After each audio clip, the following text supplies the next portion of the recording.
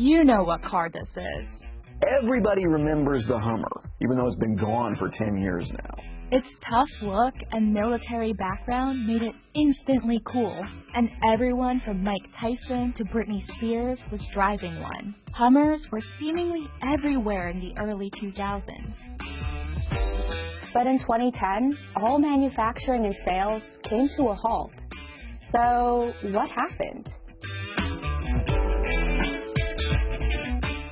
Hummer's story begins with the U.S. military.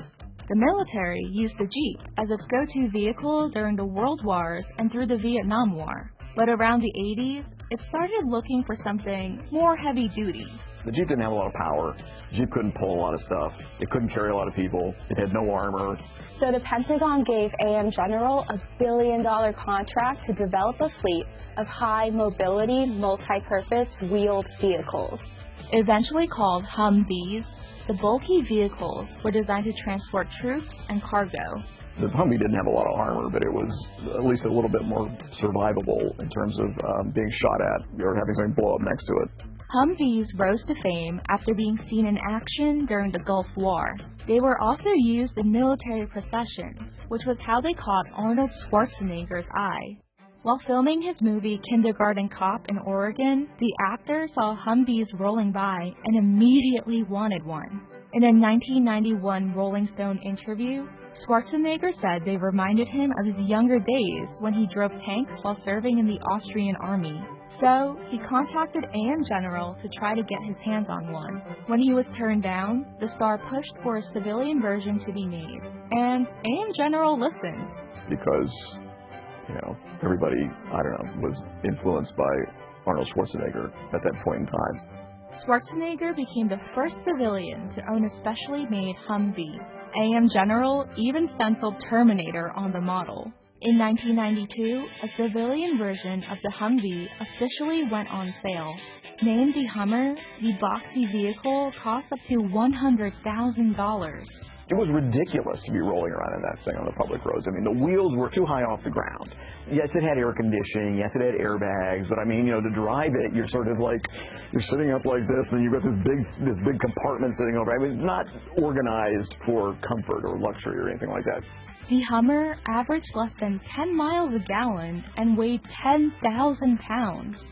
It was so heavy that owning one meant you could claim a farm equipment tax credit with the IRS. True to its military roots, the Hummer's original design featured an engine button labeled Fire, until company lawyers intervened. In 1999, General Motors bought the rights to market and sell Hummers from AM General. Thanks to the booming economy and low gas prices, Hummer sales took off, especially in Hollywood. OG Hummer fan Schwarzenegger quickly amassed a fleet of the war wagons. From 1999 to 2000 alone, Hummers were featured in 32 movies, which only increased the brand recognition the vehicle already had, thanks to its military pedigree. And it was its association with the military that really drove up Hummer's popularity in the U.S. People saw it in active use during the first Gulf War for the first time, and they thought, well, if that thing can handle, desert combat, then it could certainly be used for weekend camping trips. Many people also saw owning a Hummer as an act of patriotism. I don't really buy the argument that it implied a sort of warlike mentality or anything like that, but that was definitely part of its overall DNA.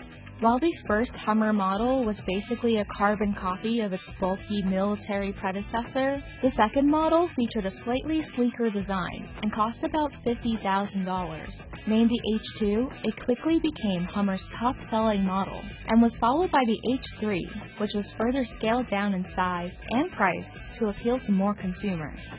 Hummer's overall sales peaked in 2006, with a little over 70,000 units sold. So that's pretty good. That's not crazy popular. It certainly pales by comparison with some of the pickup trucks and other vehicles that General Motors was selling through its various divisions at the time. But for an offbeat vehicle like that, that's kind of incredible.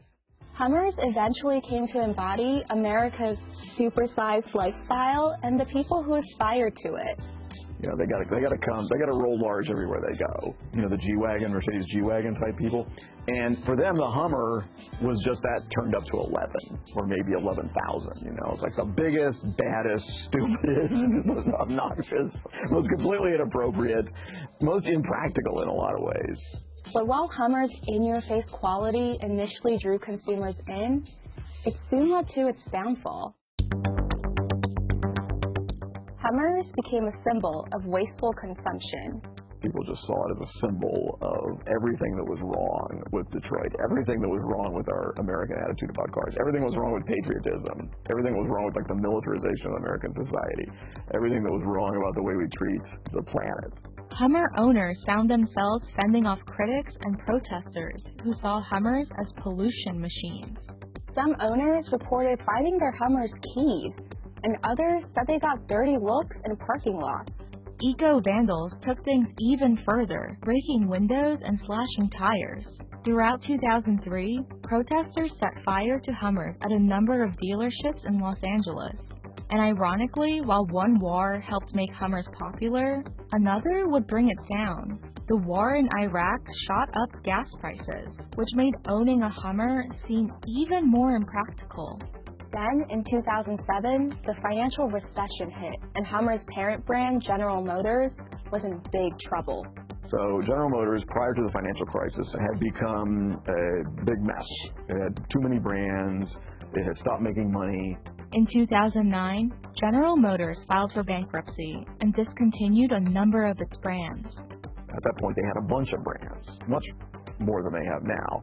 And each of those brands needs marketing support. Each of those brands needs manufacturing support. Each of those brands needs research and development. So they had to look at what they had and they said, well, you know, Hummer is kind of a marginal brand. In 2010, GM attempted to sell the Hummer brand to Tenzong, a Chinese manufacturer, but the deal fell through and GM shut down all manufacturing and sales of Hummer, effectively ending the life of its once beloved brand. Today, Hummers are seen more as relics of a bygone era. New models haven't been manufactured in nearly a decade. But should General Motors bring Hummer back?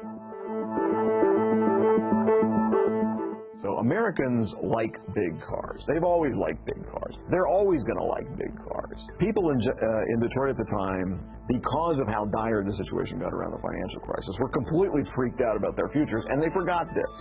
But since 2013, the market for big SUVs and large pickup trucks has made a robust recovery.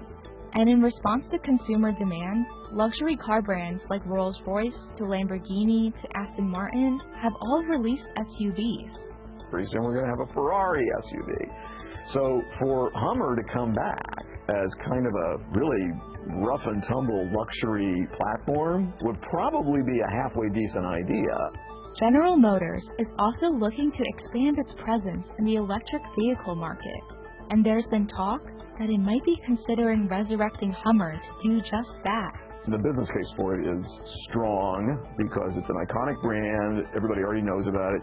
Arnold Schwarzenegger has already converted one of his original Hummers to run on electricity, perhaps paving the way for Hummer once again. The beauty of the brand is that they could get rid of all the bad baggage and transplant goodness in it. You know, you still have one of the toughest and possibly long-lasting vehicles ever. You might be able to operate that thing with regular battery changes for decades and decades and decades. We're fighting global warming right here. Look at this thing. You know, so it's not just fighting wars, it's fighting global warming too. So while people may have once associated Hummers with everything that was wrong with America, it could be time for a second chance.